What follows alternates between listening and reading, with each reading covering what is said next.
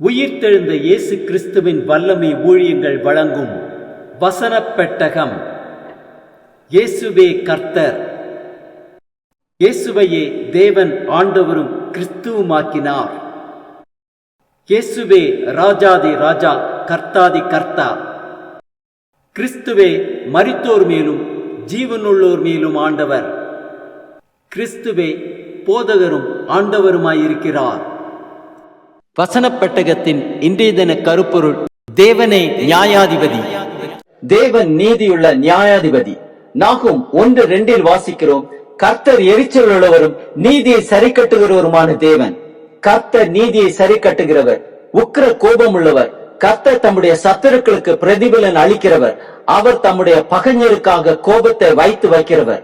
சங்கீதம் 94:15 வாசிக்கிறோம், நியாயம் நீதியினிடமாய் திரும்பும், செம்மையான இருதயத்தார் யாவரும் அதை பின்பற்றுவார்கள். சங்கீதம் 7:8 வாசிக்கிறோம், கர்த்தர் ஜனங்களுக்கு நியாயம் செய்வார். கர்த்தாவே, என் நீதியின் படியும் என்னில் உள்ள உண்மையின் படியும் எனக்கு நியாயம் செய்யும். சங்கீதம் 140:12-13 வாசிக்கிறோம், சிறுமையானவனின் வழக்கையும் எளியவர்களின் நியாயத்தையும் கர்த்தர் விசாரிப்பார் என்று அறிவேன். நீதிமான்கள் உமது நாமத்தை துதிப்பார்கள், செம்மையானவர்கள் உமது சமூகத்தில் வாசம் பண்ணுவார்கள்.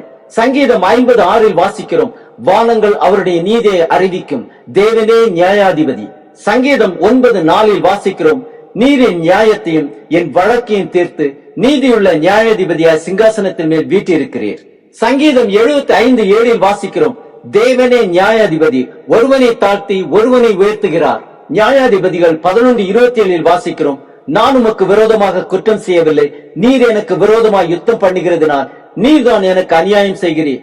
நியாயாதிபதியாகிய கர்த்தர் என்று இஸ்ரவேல் புத்திரருக்கும் அம்மோன் புத்திரருக்கும் நடு நின்று நியாயம் தீர்க்க கடவர்.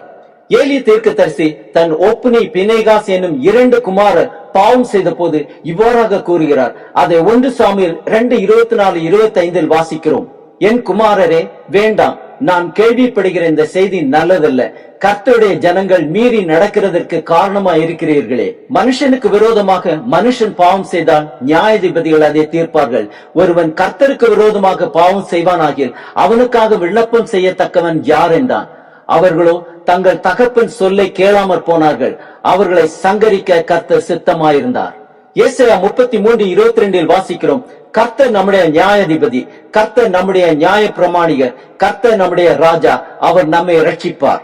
எரேமியா 11:20 வாசிக்கிறோம், சேனைகளின் கர்த்தாவே, உள்ளிந்திரியங்களையும் இருதயத்தையும் சோதி தருகிற நீதியுள்ள நியாயாதிபதியே, நீர் அவர்களுக்கு நீதியை சரி கட்டுகிறதை பார்ப்பேனாக, என் வழக்கை உமக்கு வெளிப்படுத்தி விட்டேன்.